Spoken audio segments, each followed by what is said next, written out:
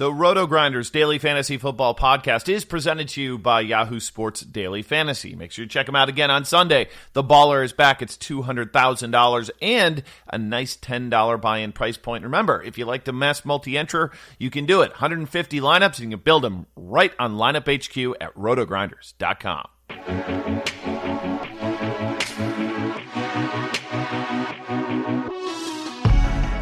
Hello, everyone, and welcome to the Gillcast on the Sports Grid Fantasy Football Podcast. It's also a simulcast on the RotoGrinders Podcast Network. I'm going to be honest with you. Well, first of all, my name's Davis Maddock. You guys can find me on Twitter at Davis Maddock.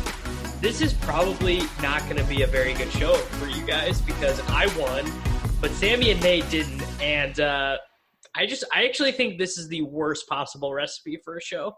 Because I think it's just me being annoying, Nate wanting to like take 0 L's, just like he's not willing to hold them, he's not willing to take them, he's not willing to do anything with them, and then Sammy's just gonna be like, bro, I'm just trying to go to bed, I'm not trying to deal. So Nate, how are you doing, buddy? How are you feeling? Faded Christian Kirk, not great. All three of these donkeys sitting in this room right now did not play Christian Kirk. I mean, this whole day can just eat my butthole, bro. And this is peak obnoxious Maddock. I just can't deal right now. I'm not even doing anything. This has literally become like, okay, losing a week in NFL DFS used to be an emotion, like something I was comfortable with. I mean, this is probably my 5th year. How many years have we played? Feels like 50 years, bro. Yeah, feels like I've been doing this since I was born. But this new thing of like knowing you're going to come on a podcast and like have to deal with Davis winning is the I can't imagine. It's so bad. Like, you guys can't see the video, but Davis is sitting here and he's got his hands like behind his head. He's just leaning back, just resting, just like all day. You guys he's been texting Nate, just like him on the text thread. I mean, this is just. Oh, it's so awful. This is unbearable right now. Now, you guys do realize that I punted off like 3 used cars, just like and complete just for I'm still nothing up on but you the on the season. I know that big for time. Sure. I know I'm more profitable. It's just at the end of the day, the tilt right now is killing Nate, I'll me. be honest. These bad DFS players keep giving me so many 1Ks that might swing. Send some invites my way, folks. Davis is going to have like a 40% head-to-head win rate and crush us in ROI. And just be crushing on the year because I got a head-to-head game today for $1,000 American dollars in which Cooper Kupp was played in the flex, and the guy opted to play Devin Singletary over Ronald Jones or Damian Williams, which I mean, I don't know. Devin Singletary, I think I probably would have had to have played about 3,000 lineups to get into a range where I would have started considering whatever his name is, Devin Singletary. So, how did it go wrong, Nate? What you're sitting there before lock and you're going, you know what this slate needs? A 4th wide receiver. Just break it down. Davis couldn't wait. He just like wants you to talk about this lineup right away. Davis, I don't understand why you can't get it through your skull that like fading a position that everybody felt was thin is not a bad move. So it was thin until the Damian stuff, and then it was not thin. It was still thin. Every single player played one of David Montgomery, Ronald Jones, or Devin Singletary in cash games this week. Every single person played Devin Singletary should not have been in anyone's player pool. I guarantee you almost any cash game you look at had one of these 3 running backs. Let's back it up a minute. Let's talk about the plays we were considering, and then we'll talk about our exact lineups because I agree. I thought running back I will say this week I was considering so many dudes. Yeah. So the fact that you can't get it through your head that like 3 running backs is the lock, even no matter how thin the pool is. Oh, Nate, like, this is very so mentally tilted. Weak of you right now. No, it's so tilted to me. Like, wide receivers is what made your lineups this week. Why would you not want one of – Definitely you should have played Christian Kirk over Devin Singletary if that was something you were thinking of. I definitely had him projected for more points than Devin Singletary. I played Sammy Watkins over Christian Kirk. That's why I lost, because I'm a fish. So here's the thing. None of us did this, which was a mistake that many people made. None of us played Christian McCaffrey. None of us played Alvin Kamara, and none of us played Saquon Barkley. And let me tell you, if any of us had played any of those three players, well, actually, no, probably we play Christian Kirk if we have CMC, though, and it's probably a print fest. But if we had played Alvin Kamara or Saquon Barkley, this show would be very different, because we would be talking about, what did Kamara get? 6 DK points. Barkley got 2. David Montgomery beat both of them, I'm pretty sure. Nah, Kamara had more than Kamara that. had 14, didn't he? Yeah. Here's the thing. Me and you, Davis, we had basically the same lineup except for a 2v2 with tight end and defense. Mm-hmm.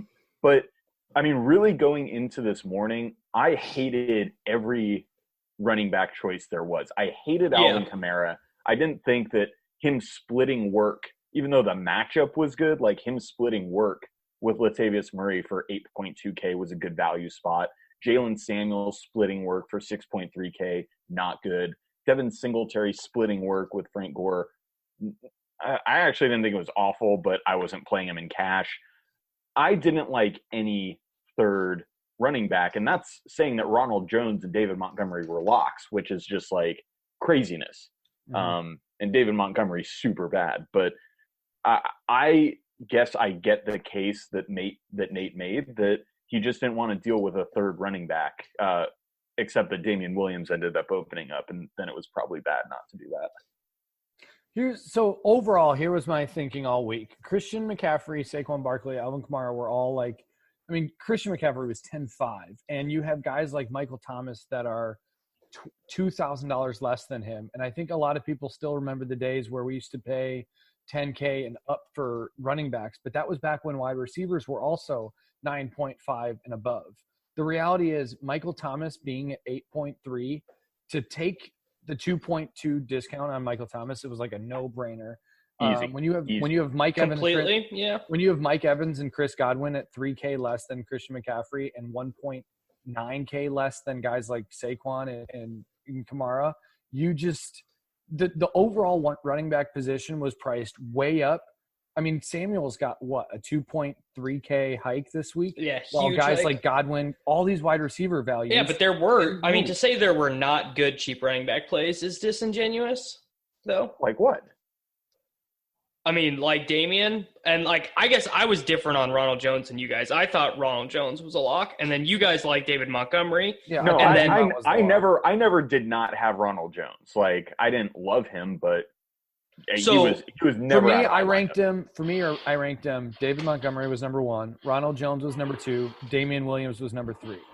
So I totally agree with you that had LaShawn McCoy not been inactive, I probably would actually not have made fun of you at all for playing 4 wide receivers. But with Damian there, I've just never seen such a layup of a play. He got 24 touches with Patrick Mahomes. You can't tell me after the way that played out that you think that you even disregarding that Kirk got 40, you can't tell me after seeing all those touches that you think that was right.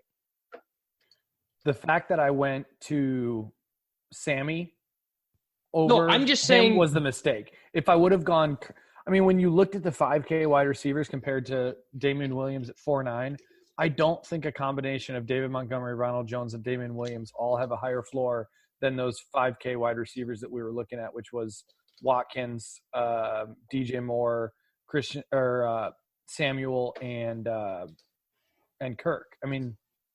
Those guys are all. We just had Damian projected for a bunch of points. A lot so of points. He got 19. Yeah. He got 19 carries and 5 targets on a team that scored 32 points. Frankly, Damian Williams ran pretty bad. Yeah, he should have broken the whole slate. Honestly. Yeah, it's actually pretty awful that he ran as bad as he did.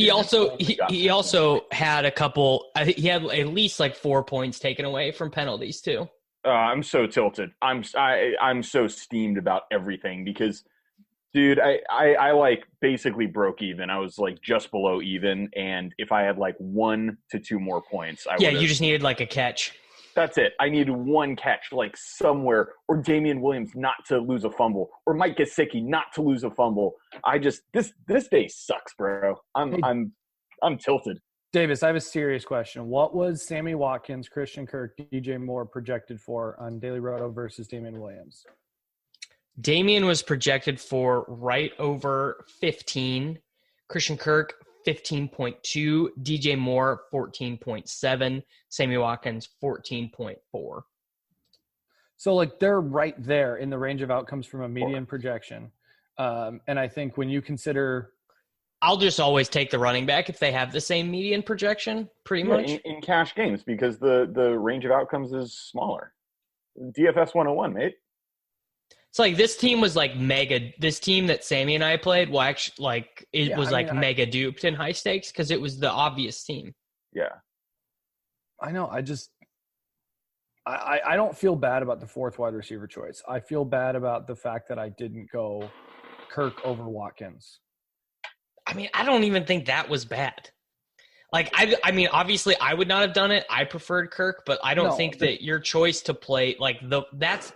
What Watkins, you're talking about right there is flipping a coin. Watkins is a third target on a team compared to Kirk being the top guy on Arizona of a game that I loved. But he wasn't. Kirk was like just a total, like, he got 5 targets last week and he was playing on the outside. Yeah, he's a 23% target share guy. They threw 24 times last week, man. Like, Kirk had like, I think 11 or more targets in 3 of 5 games coming into this. I'm trying to make Nate feel better right now. No. You shouldn't do that because he can see through you. Like, he can see through this play. The mistake was playing Watkins, a third target on his team, over Kirk, who was the clear number 1 of the Arizona offense. Like, that's a dumb mistake. I don't know what I was thinking. Well, just from like a structural perspective, if you play like 1,000 slates, like you just, I don't know, like the running back is just the right move. Okay, if I am able to jam in Michael Thomas, Mike Evans, Christian Kirk, and Devontae Adams in my lineup, I'll just take those shots at those guys who are just such a high range or high probability at hitting their upper range of outcomes 10 out of 10 times versus these cheap running backs that we're like hoping get 15, like these David Montgomery. Well, I mean, if we really want to start picking nits, I mean, David Montgomery is just this fat loser. Like, he just is so bad. And I mean, when I started looking at this, I'm sure I texted you guys on Tuesday, like, oh, David Montgomery is going to be the chalk. That's going to be fun fading that. I'm pretty sure I said on the Swolecast that I was going to just completely nuke him for my 150. Do you know what I actually did? I just locked him. I just 150 of 150. Yeah, I just played it so squalor, bro. Because, and you know what though? Because all my stacks were Mahomes and naked Lamar. I actually made money because Montgomery. I hate to say this, Montgomery was a good play. Yeah, he was but top of those running backs. So, like, this is a great example of what Nate. This is like an example of why you would why you would opt for the wide receiver sometimes if the median projections are close, which is that these fat, horrible running backs can just sometimes get 6 points because they have these games where they don't score a touchdown, they don't get any targets, and the team just doesn't even score any points. And yeah, I mean, that's going to happen, I think, a lot more often with David Montgomery than Damian Williams when he's starting for the Chiefs. But I don't like, dude, how is David Montgomery so bad? It's like, someone please just, he's so bad. Dude, my family is so sick and poor so sick because of David Montgomery. He has literally killed my family. He just like, so that game was on Red Zone a fair amount because it was pretty competitive. And he just can't move, dude. Like, he gets the ball, and it's just straight into, like, whatever lineman is close to him. And if the lineman is able to create, like, 3 yards of space, he's able to get those 3 yards. And then if they don't, he just falls down. Nate is ready to gouge his own eyeballs out with these film takes from this. This is not even a film take. This is just me casually as a fan watching the game and, like, not understanding how this is considered an NFL player. No, he is actually bad. That's we didn't lose at running back. We didn't Like, I didn't lose at running back, guys. We lost because we faded a 44% 40 burger. I mean, Kirk. Like, first of all, I need to be clear. I did not lose anything. I had a fine day. Second of all, I lost my self-respect, so there's that. Yeah, what I actually lost was like my brand because I locked a player into 150 who I think is horrible and bad, and I paid for that mistake. And you know what? Here, the mistake was a process mistake even further than that, though. It was thinking like, oh, Matt Stafford is out. The Bears are just going to steamroll. But guess what? The Bears aren't steamrolling anyone ever because Mitch Trubisky is the WOT. Like, he is there's no difference between Jeff Driscoll and Mitch Trubisky, and no one can tell me any different. But a running back with a bad quarterback can still work if the running back doesn't suck, and that's the thing that we didn't factor with. Yeah, we didn't account.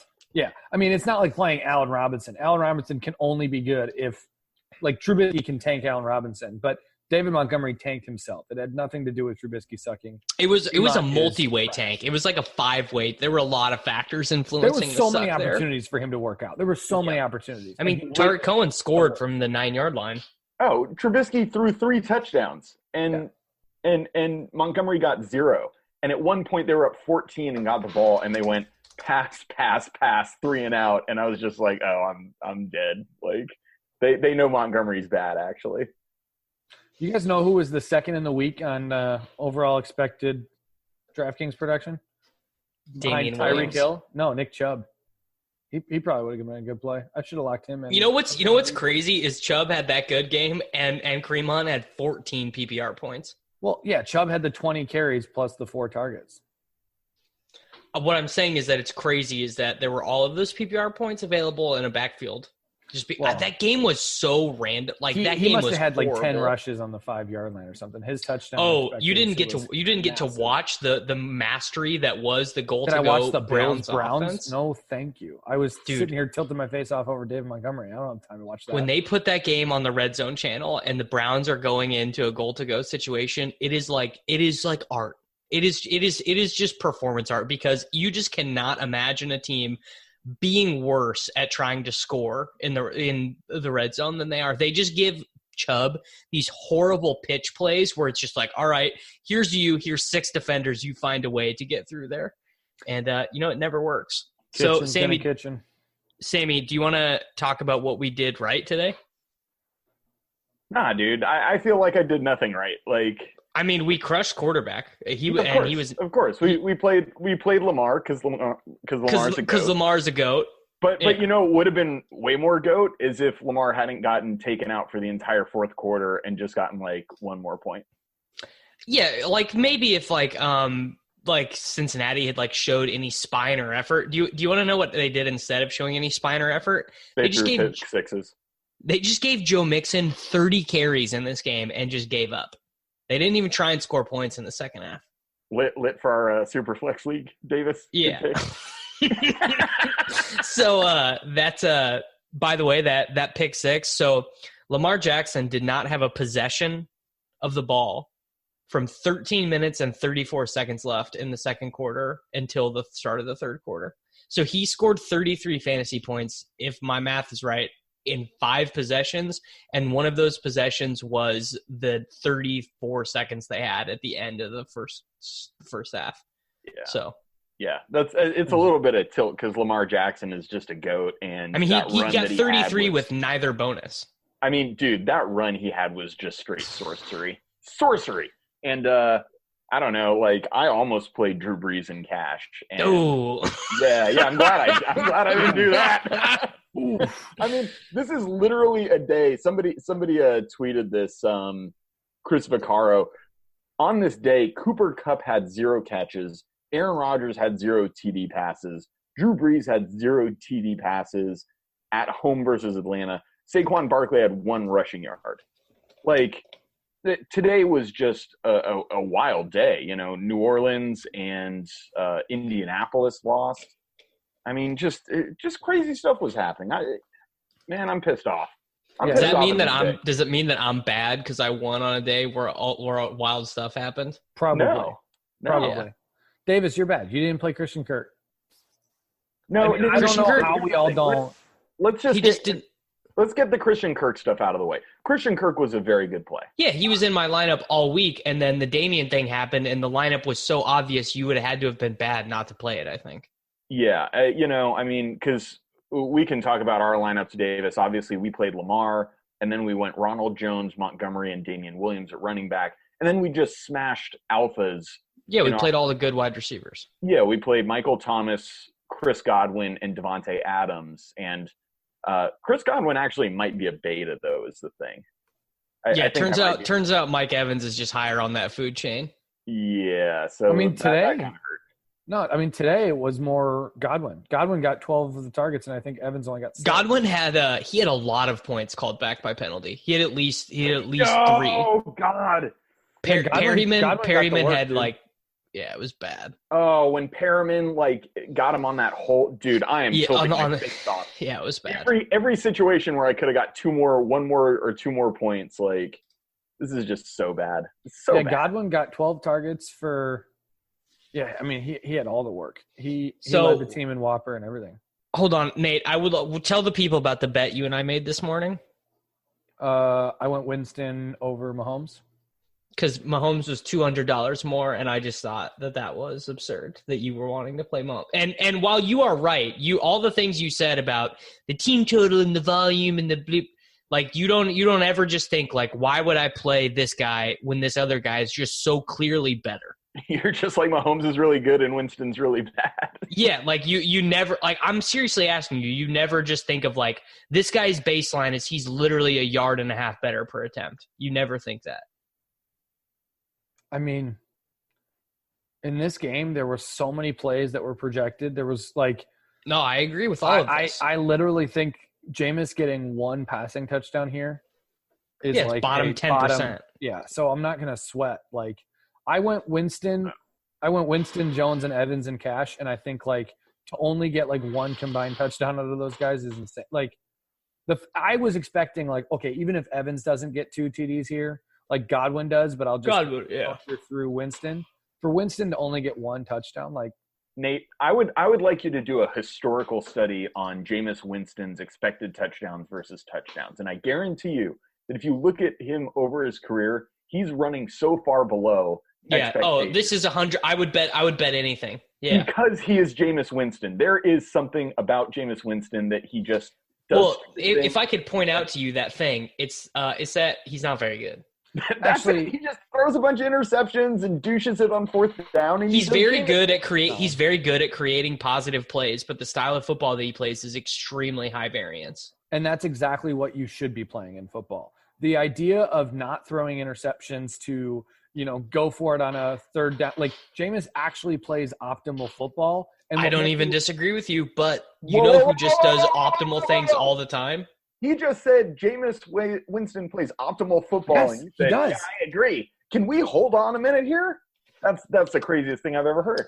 So I think of passing the football as a give and take between 3 options, and it's taking sacks, throwing interceptions, and throwing the ball away. And the thing that I would like my quarterback to do the least is take sacks. The second thing that I would like my quarterback to do the least would be to just throw the ball away like Aaron Rodgers. And the thing I would like my quarterback to do the most is try to make plays that sometimes end in interceptions. And, the issue that Jameis has is he never throws the ball away, but he does the interceptions, and he still does take sacks at a pretty brutal clip. So, what can you do with that? Yeah, I would say Jameis Winston is actually a lot more efficient as a passer than most people realize. A lot of people have these egregious fumbles or interceptions in their head, and they think of those as he does throw some of the worst interceptions you'll ever see. So you can't discount that. He throws interceptions in situations where there would be no requirement for an interception to be thrown. I understand that. I'm just saying I think more people don't understand that an interception is sometimes a more optimal way to play than some of these guys who dink and dunk and don't ever put people know that now because Rodgers is just a cuck. He just refuses to put the ball in tight windows. But anyway, I want to get this to a relevant he's 5% above expected completion percentage. He's actually an accurate passer. He just throws the ball deep downfield every time and takes shots. You know who is actually always accurate and always above expectation, though? Is Patrick Mahomes. And by the way, I'm not even saying that your projection is wrong, because Jameis was projected for more points on Daily Roto than Mahomes was. I just I think for me that $200, I would never play Jameis. I would always play Mahomes. Yeah, I think you'd be shocked at the advanced metrics on Mahomes' actual like completion percentage over expected compared to Jameis. Like Jameis is actually like. Dude, I like Jameis. Jameis was like my quarterback 4 in like preseason. Like you're not talking to someone who doesn't. The Sammy does not like Jameis. I actually do. It's just Mahomes is the best. Jameis from a fantasy perspective, just like because he gets a lot of volume and he throws the ball down the field. Like those things are generally good. I'm not disagreeing, but saying he like plays quarterback optimally is like a break with reality. Well, Jameis in 2018 had a 4.7% completion percentage over expected, where Mahomes had a 1.7%. Like we have a large sample of Jameis being like an above average at the depth of target that he throws, and he has two of the best receivers for that in Mike Evans and Chris Godwin. So like, and in a slate like this, I don't know, I'm going to play Jameis here 1,000 times. Do you never consider playing Lamar or Mahomes? I consider Lamar. I have a lot of Lamar in GPP, but in cash, it was like this was his floor game. Like this was his floor. I'm not even, bro. I know you're very defensive because you didn't make money today, but I'm literally just asking you, bro. Oh, jeez. Is it therapist Davis coming out throwing like underhanded? No, I had a lot of Lamar in GPP for sure. I just thought. Having as much exposure to this Tampa Bay passing offense is how I thought was optimal to build the slate. Tried to do that, and it didn't work. All right, so these wide receivers we played, Michael Thomas was like, obviously there's just if you're listening to this and you didn't play Michael Thomas, my DraftKings name is Davis Maddock. I will accept invites from you all the way up until lock on Sunday morning. Many of you sent them this last week. I appreciate that, of course. He scored more than Christian McCaffrey. He was the best play of the slate. Like, there's just nothing to say. And it was so obvious. And I knew he'd be 70% owned instead of 100. And I just didn't care. Those people paid the rake. Although some of them like did play Kirk and got bailed out. But if you're one of those people, you're bad and you should feel bad. That's all I have to say. So this is what we did. This was the potential swap that we could have had. I went back and I scrolled up through our text, and this is what we could have done. So instead of Godwin, we could have played Christian Kirk. We could have played Travis Kelce at tight end instead of what we did, and there was like one other downgrade. You would never have paid up for Travis I never would have. I looked at it. It was not even close to the top 1,000 optimals. The team I'm surprised you didn't end on was the stupid Kamara team. No, the Lamar, David Montgomery, Ronald Jones, Michael Thomas, Mike Evans, Christian Kirk, Rhett Ellison, Devontae Adams, and Browns. Like, I'm surprised you didn't play. You're surprised I didn't play 4 wide receivers? Are you joking? No. Do you understand that if Davis plays 4 wide receivers, literally, I couldn't even do this podcast. Yeah, he couldn't do the podcast. Nate would host the podcast. Because if you have swapped and had Bears over, or the Browns over Bears, and then moved, you could have had Kirk over Damian, and that would have been a better play going in. I would have played Damian over Kirk 0% of the time. It's just not something I'd ever do. You did play Damian over Kirk. That's what I'm saying. I never would have played Kirk over Damian. He means the other way. Yeah. I mean, whatever. Yeah. I would always play. And I didn't even know this because there was so much like I was rerunning GPP stuff, but the lineup that Sammy and I played was the top daily roto optimal. Well, I think Sammy's was like number 3, but it was like right there. I would take Browns Kirk over Damian Bears 10 times out of 10. That's not what it was. Being a parent can be really challenging. It's normal to feel uncertain about whether you're doing the right things to raise healthy and happy children. That's why Child and Family Resource Network focuses on connecting pregnant parents and those with kids under the age of 5 with free support services to help them build confidence in their parenting journey. Everyone deserves to have someone they can turn to for support with parenting. Visit childandfamilyresourcenetwork.org today. You wouldn't have even needed. I think my lineup even had the money. If they were the same price in this slate, even after watching what I just watched, after knowing that Damian just got 24 touches and Kirk got 10 targets, I take Damian 10 times out of 10. It was that third Kirk touchdown that really that was the one that set you into the tailspin. That was it, bro. It was just like, I mean, Kirk was a very good play, but when he like runs off for 40 and he's the slate breaker and he's 44% owned in cash and you don't have him, I mean, it's a wonder that I just like didn't lose heaps. It's like I don't know how I didn't. It's amazing. The last time this happened, it was the Will Fuller week, and that was the beginning of like the Davis Maddock is big time depressed on the Gillcast downswing. Oh yeah. So we have of the 6 opportunities in our lineups to have been on the slate breaking plays this year, we have been on 0 of them. We are 0 for 6 on playing the slate breaker. No, we just remember the times we didn't play it and just gloss over the times we did and say, "Oh yeah, it was obvious," you know. I mean, I don't think any of us have been CMC would have been. I mean, he put up 40. But he was. I don't think you can count it for 30, He was like 30% owned or 28. Like people didn't play him last week. You can't count it when it's the most expensive guy. I don't think. Yeah. I'm at least IMO. Whatever. Whatever. Do we want to talk about these like? Well, I guess we should talk a little bit about Devontae because like that was something that I had mentioned to you Saturday night, Sammy. I was like, dude, what? He should be the same price as Mike Evans. Like he's just gonna go out there and get 100 yards and 6 catches or whatever.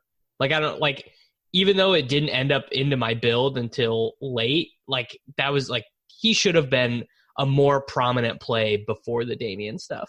Yeah, he was as the week went on, and especially as we were talking, it was just like, dude, Devontae he's a true number 1 receiver, and Carolina's like not a scary matchup, and you know he got 11 targets last week in his first game back, dude. He smashes, and I mean, frankly, he should have smashed real hard. Like I was tilted out. He had an 80-yard touchdown that Aaron Rodgers missed him on, just wide open deep, and Aaron Rodgers cucked the throw, and it didn't connect. He's been doing a lot of that recently. I mean, dude, he makes that throw like I'm rich. It's just so tilting. So Devontae's floor in this game was so high. I mean, he was like second in like any floor projection I had. He was like second behind like Thomas. And this is why I didn't play Kirk. It wasn't like I didn't like Kirk and I had a lot of them in GPP. It was just like, oh, I can play Devontae, Chris Godwin, and Michael Thomas and still have 3 running backs that I think are pretty strong and have Lamar Jackson. Like, this lineup's lit. The more I'm looking at these wide receiver projections, Davis, the more I'm like, I think you should start thinking about literally Michael Thomas, Devontae Adams, Chris Godwin's, Mike Evans are all in this 8K to 6.9 range and all have a massive floor here. And these like running backs that are in 7K are guys like Nick Chubb and Marlon Mack that people are playing. Buddy, I didn't consider one of those 7K running backs for a millisecond this week. Well, I'm just saying, running backs are getting priced way up. People are talking about playing Jalen Samuels. No, I get the DraftKings you pricing. You almost played Jalen Samuels. I did, yeah. So like, DraftKings, my Jalen lineup had Christian Kirk, so I would be not talking to you broke bitches if I played that lineup. Here's the thing, DraftKings, and this is something that we've all known and we're stupid, but DraftKings pricing is like mega efficient, and it's really not that way on FanDuel. Like on FanDuel, you're not having to talk yourself into these mega thin plays. Like you can just be like, ooh, I'll play a little Michael Thomas. I'll play a little bit of Ronald Jones. I got DJ Moore for like the absolute stone minimum. Yeah, dude, I played DJ Moore and Travis Kelce on FanDuel Cash. Yeah, it's just like you just get them in. It's not even hard. Yeah. But we've really made a real tactical error on this show is we have to play DraftKings cash games. Like Yeah, I would love to be talking about my FanDuel cash team. I smoked it, bro. Okay, here we go. Everyone, here's Sammy's FanDuel corner. This is your 3 minutes every week to explain your. I play the $100 single entry GPP on FanDuel. That's the only thing I play there. FanDuel.com. I couldn't even tell you my password. I haven't played there in a year. I mean, their freaking scoring sucks. No bonuses, no full PPR. No full PPR. So Nate, bonuses are actually really bad. Yeah, bonuses are really stupid. Yeah. It's actually a pretty egregious. I used to be one of those fish like 6 years ago that was like, actually no, the bonuses are good. And then when you think about it, it's basically just like adding random number generation into DFS. Yeah, that's right. These arbitrary endpoints where it's like, oh, you get 3 more points for 1 more yard. Yeah, like how many times have you been tilted with a quarterback getting 99 yard games? Oh, yeah. the Andrews 99-yard game. Dude, why would you even bring that up? We're like having a nice cordial time at this show. Are you drinking whiskey out of a bottle here? What are you drinking, Sammy? Oh, a giant jug of Martinelli's apple juice. It looked like whiskey out of a bottle. I wish it was whiskey, dude. I need a fifth of Bullet right now. I'm just a little parched. Martinelli's is really delightful. Jeez, this is a brutal week. That was so rude, man. You know how hard I've been trying to get over that Mark Andrews game? No, you didn't get over the one where he dropped the touchdown. That was okay. Now ask me how I feel about Mark Andrews being on the Millionaire Maker winning team using his hands today. How do I feel? I don't feel great about it. How do you feel? I don't feel very good about it. I think that he's an asshole.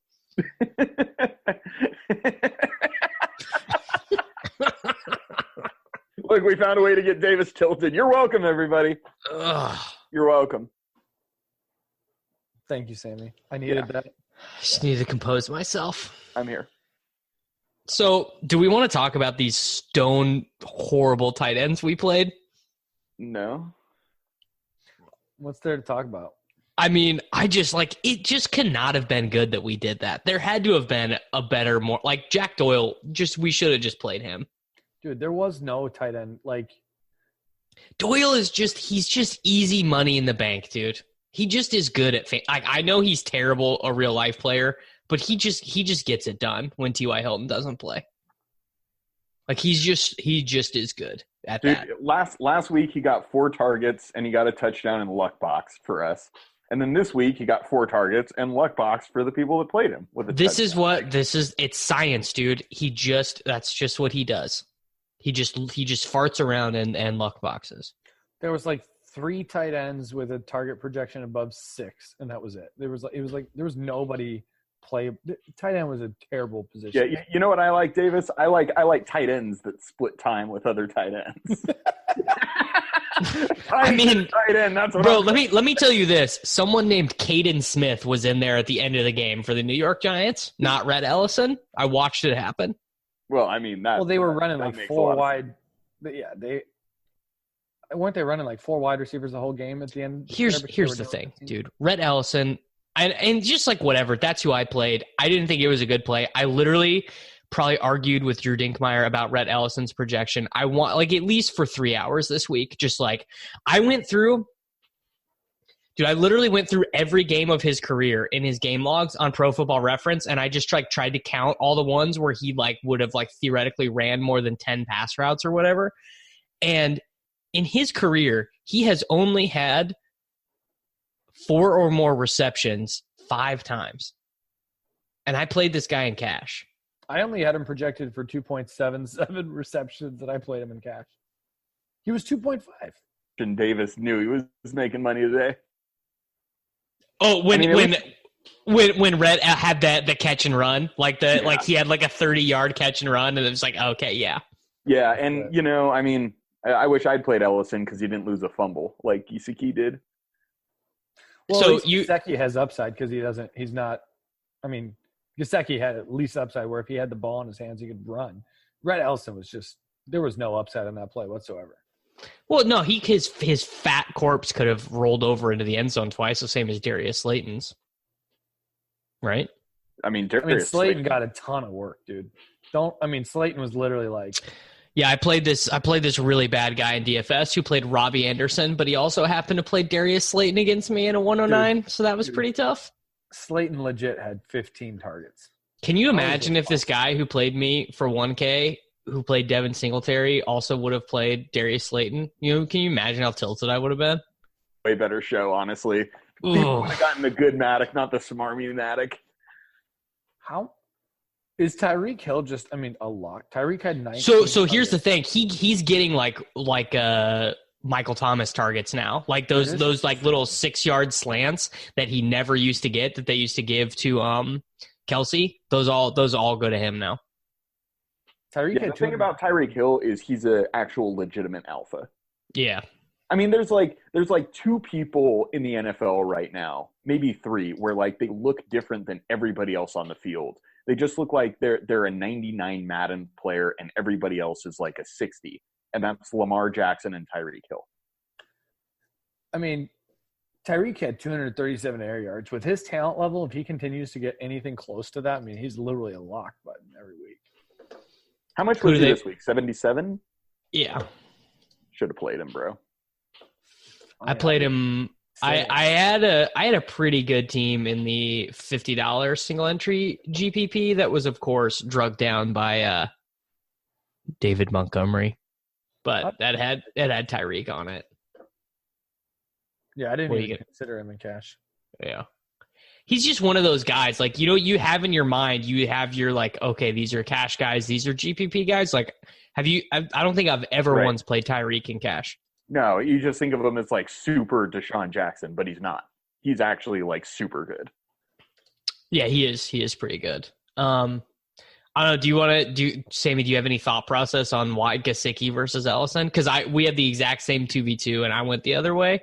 Yeah, I played Gesicki and the Browns over Ellison and the Bears, and I just thought Gesicki. I assumed they'd be down a lot, Miami, and I was wrong about that. And I just thought the guy, like, I don't know what Silva said, but like since they're bye, he's like number 3 in air yards, I think, amongst tight ends. We joked about this on the Soulcast. Once Silva starts doing the asterisks when he's talking about a player, you're like, oh, that's when it's serious. Like, I saw the Silva asterisks, and I'm just like, I just thought he had more upside. I knew the downside was. I completely agreed that I thought he had I thought he could have scored 2 touchdowns.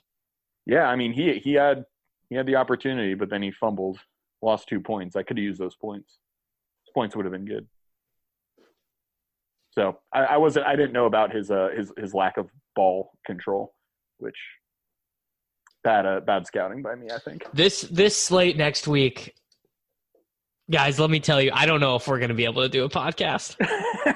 I looked at it. Michael Thomas is 9,900. Ooh, dang it. It's a tough Christian McCaffrey is 10.5 again. Who do you think he plays, Nate? I don't know. What would be a team that you would say, okay, I'll play him? I think he's optimal for that much. I mean, at 10 point, what did you say? 10 point what? Same salary as this week. Then he'd have to be like Arizona or Atlanta. Home to Atlanta. Home to the Atlanta Falcons. Lamar and Deshaun Watson are playing each other. Yeah, Lamar's like 7,700. Dude, I mean, how is it possible that everybody is getting more expensive and nobody's getting less expensive? What's Jameis? Oh, dude. I'm going back. You might as well just ask me, like, what's Ryan Finley? Nate's a glutton for punishment. Fast forward to next week when Jameis throws 58 times and only gets 1 touchdown. Nate's just like, and Ronald Jones gets 3 goal line touchdowns. No, Dare Ogunbowale gets 3 goal line touchdowns. Oh, how great was it when Peyton Barber cucked Ronald Jones? Here's the thing.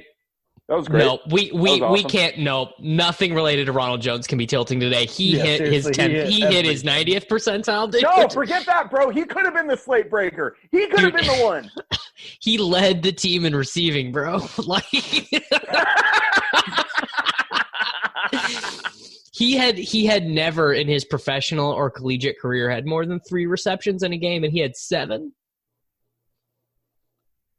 Like, what do you want to do? We can't tilt Ronald Jones. 8. Yeah. No. I'm just tilting every play that could have got me like 1.5 more points. Dude, Kamara might be the play. I mean, he's down at 7.4 going up. Oh, yeah, that's a lock. Yeah. And if he's getting more workload next, Kamara might be the play.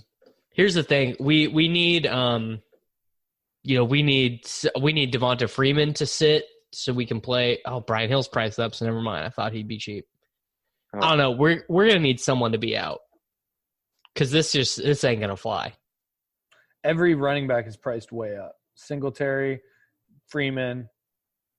I mean, this is gross. This is a tough. I don't even see a tight end play really. Even the backups. I mean, literally, Pollard and Madison are both at 5K. J.D. McKissick is at 4,600. I think McKissick might be a lock. Yeah, he might be a lock. Oh my God, this is really bad. What is Kareem Hunt? I didn't see. Because he got like 10 targets this week. Yeah, they're not on the slate. I guess there's we can just play the Miami defense though, save money against Josh Allen since Miami's good now. Guys, I don't know. We might have to cancel the show for a week. I feel like we've ruined this week's show. Like, we should have just spent 45 minutes talking about how Nate played 4 wide receivers in cash. And then how he took. We actually should have just said, Nate, it's very mentally weak of you that you chose to play Sammy Watkins over Christian Kirk. And then that should have just been the whole show. It sounds like something that like a mentally weak, like someone who like built their lineups by hand, like on their phone. Sounds like that's like something that someone would do who's like mentally weak. I deserve this. This is an all-time Nemo. You literally called Sammy and I mentally weak for building our lineups by hand. I was tilted. I don't know.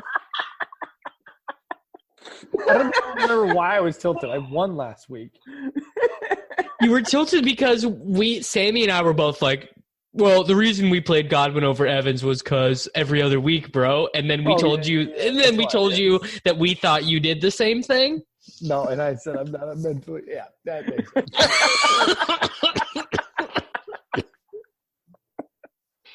Just seems mentally weak to me, bro.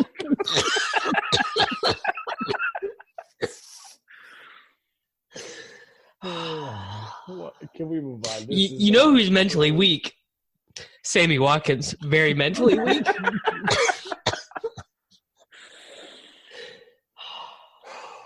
I think we all needed this. We all needed a laugh.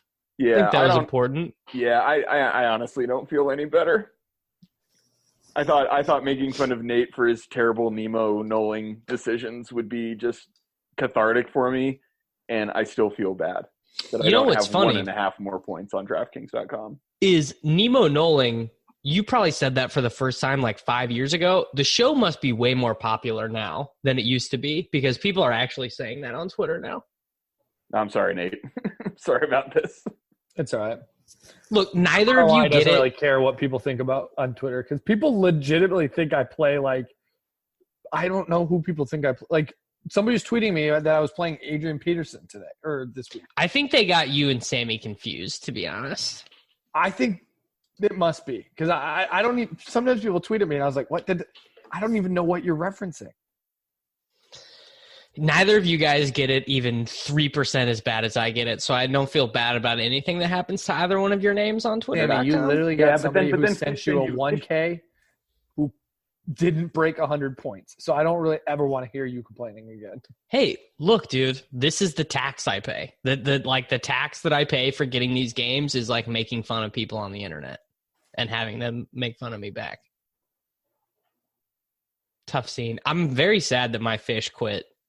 It changed my sweat today, especially because I knew like as soon as that guy flipped his lineup over that I was going to beat him.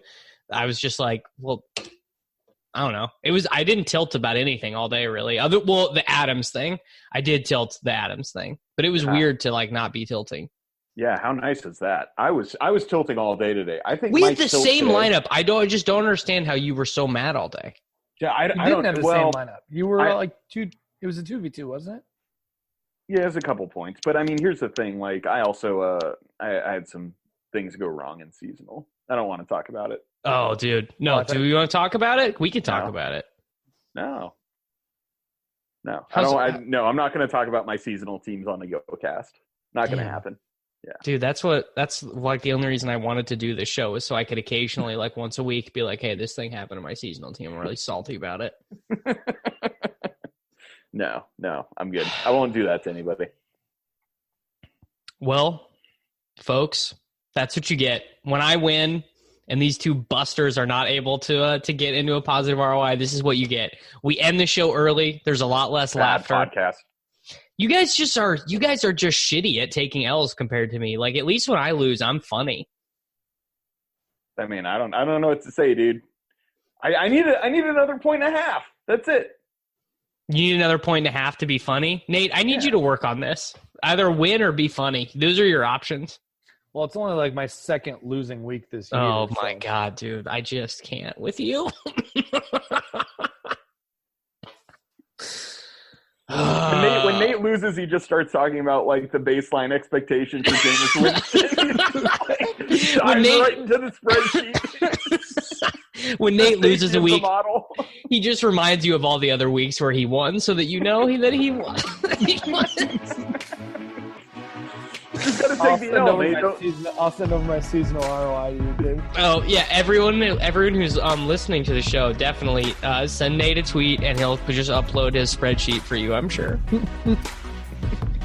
So that's gonna do it because I can't deal with this from Nate Noling anymore. So that's gonna do it for us here at the Gillcast. We will be back next week. No, we won't.